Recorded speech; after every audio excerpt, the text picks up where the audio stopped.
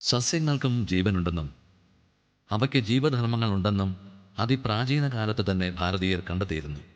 അവർ മരങ്ങളുടെയും ചെടികളുടെയും വേരുകളും വേരിലെ തായ്വേരും പറ്റുവേരുകളും വേരിലെ തൊലിയും തടിയും അതിൻ്റെ തൊലിയും ഇലയും പൂവും കായും എന്നു വേണ്ട ഓരോ ഭാഗവും പ്രത്യേകം പ്രത്യേകം പരിശോധിച്ച് അതിൻ്റെ ഗുണങ്ങൾ കണ്ടെത്തിയിരുന്നു.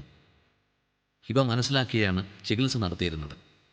ഇലയ്ക്ക് മാത്രമല്ല, ഔഷധ സസ്യങ്ങളുടെ എല്ലാ ഭാഗത്തിനും ഇതുപോലെ വ്യത്യസ്തമായ ഗുണങ്ങളുണ്ട്.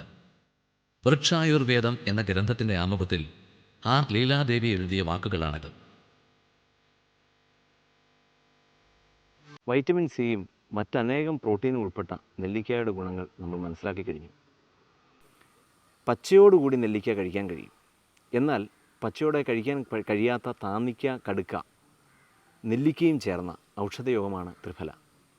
വിട്ടുമാറാത്ത എന്ന് നമ്മൾ പൊതുവേ പറയാറുള്ള പല അസുഖങ്ങളും ഈ ഔഷധയോഗത്തിൽ, അതായത് ത്രിഫല എന്ന ഔഷധയോഗത്തിൽ മാറാറുണ്ട്.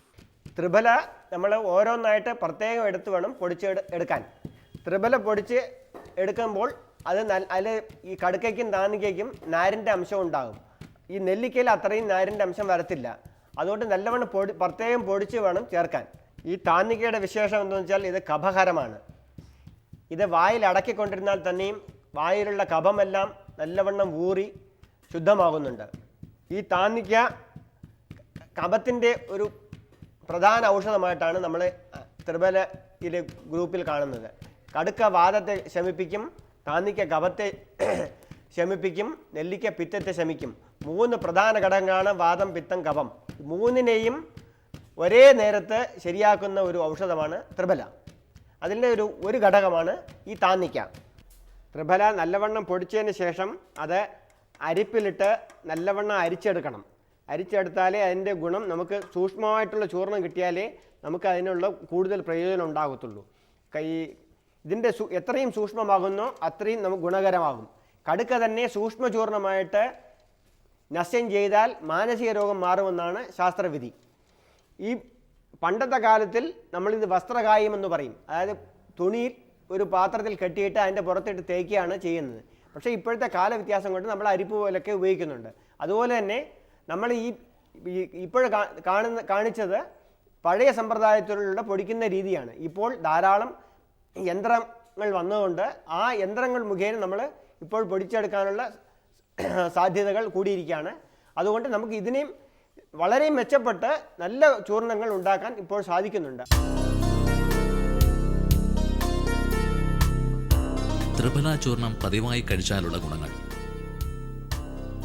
രക്തസമ്മർദ്ദത്തെ തടയുന്നു, സുഖമായ മലശോധനയുണ്ടാവുന്നു, ദഹനക്കേട് കുറയുന്നു, കാഴ്ചശക്തി വർദ്ധിക്കുന്നു, കൊളസ്ട്രോളിൻ്റെ അളവ് കുറയ്ക്കുന്നു, വിളർച്ച കുറയ്ക്കുന്നു, മുടികൊഴിച്ചിൽ കുറയ്ക്കുന്നു.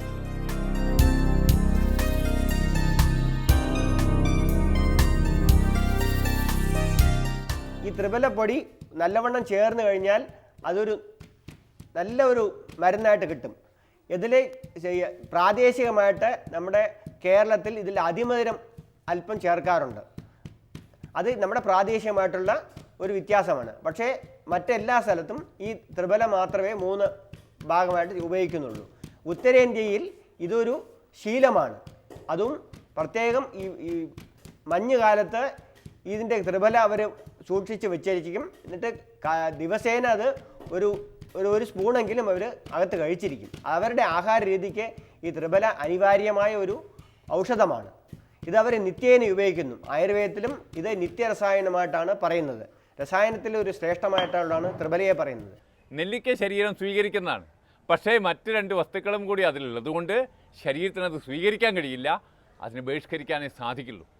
പക്ഷേ മറ്റ് താന്നിക്കയിലും കടുക്കയിലും ഒക്കെ അടങ്ങിയിരിക്കുന്ന വിഷവസ്തുക്കളെ അതിൻ്റെ കാഠിന്യം കുറയ്ക്കാൻ ഈ നെല്ലിക്കയ്ക്ക് കഴിയും. ശരീരത്തിന് അപകടകാരിയല്ലാതെ അതിൻ്റെ കാഠിന്യം കുറയ്ക്കാൻ നെല്ലിക്കയ്ക്ക് കഴിയും.